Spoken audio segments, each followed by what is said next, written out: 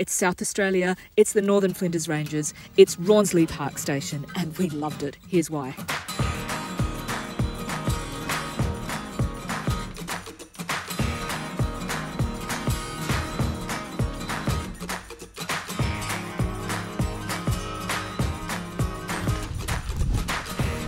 That's the view.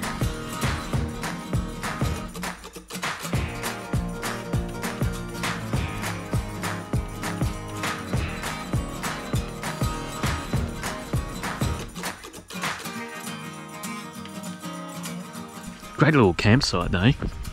About $29 a night. Beautiful surroundings.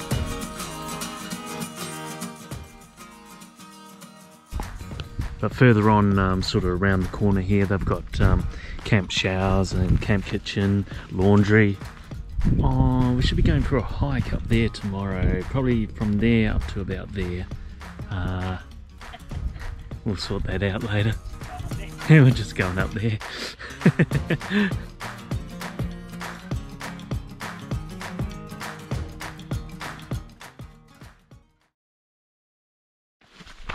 I think this is the part of the walk where you get lulled into a false sense of security.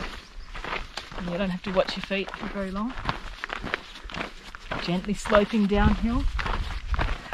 Let's compare and contrast that later. So we're about 85% of the way up the what we will call the hard section. Put our poles away because we're gonna just a little rock climb.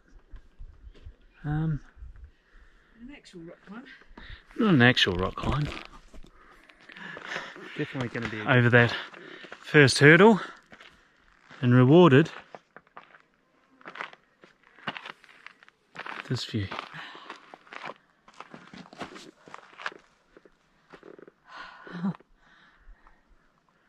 In fact, if we look around the corner, I don't know if it'll come up on camera. Just in here, there's a little bit of the cloud. It's been spilling over this cliff face all morning. And just as we started on our way up, it seemed to clear. It's truly incredible to be out here in this landscape. The geology and the makeup of the land, so unlike anything either of us have ever seen before. The colours and the textures and the scale of it is hard to show in camera, I think. It certainly makes you feel small in your place in the world, and it's not just the size when I talk about scale, it's also the sense of time embedded in the geology, and most certainly the sense of time embedded in the culture of the Indigenous people, you know, the tens of thousands of years of continuous culture. So we've seen here pictograms on walls, and we're learning stories about the creation of Wilpena Pound, Dreamtime stories, and stories about the creation of Mars and all kinds of other things. And it's humbling, you know, to be just a small human in the midst of this. Okay, so my pronunciation might be a bit up the creek, but Wilpena Pound is known by the local Indigenous people, whose name I'm not going to attempt to pronounce. We'll put it here. The name of this place is IKARA, which means a sort of ceremonial meeting place. And the story behind this place is of two dreaming serpents that came and met. So there's one side of the pound is a female serpent, the head of which is what's now known as St Mary's Peak, and a sacred site, a female head, and then the male serpent on the other side. That's where we are. We've heard that some of the red gums here are as much as 1,000 years old, and we reckon this could be a candidate.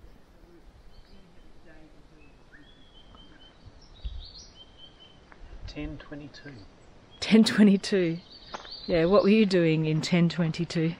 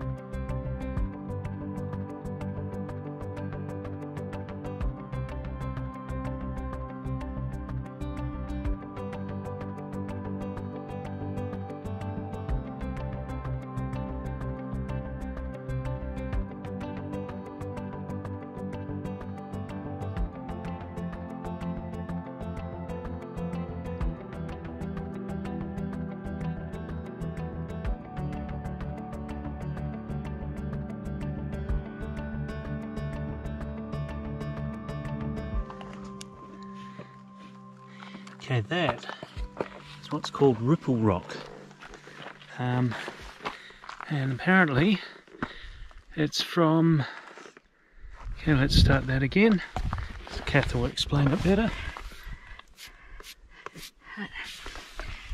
That is known as ripple rock.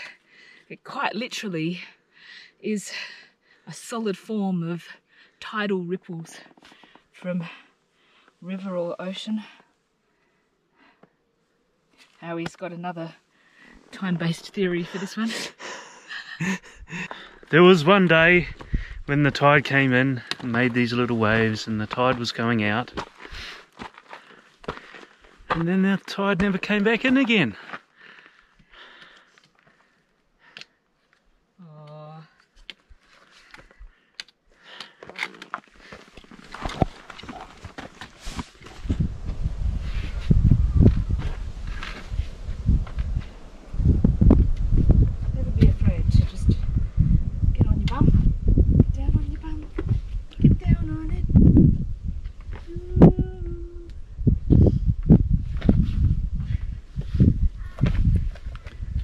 Race, kids. Parkour. Parkour, parkour, parkour. Go, parkour, down there. You can't. There'll be no parkour. GoPro, shut down. GoPro, turn off. GoPro, do something. Please. GoPro, stop recording. Thank you. GoPro, stop recording. Please. GoPro, stop recording.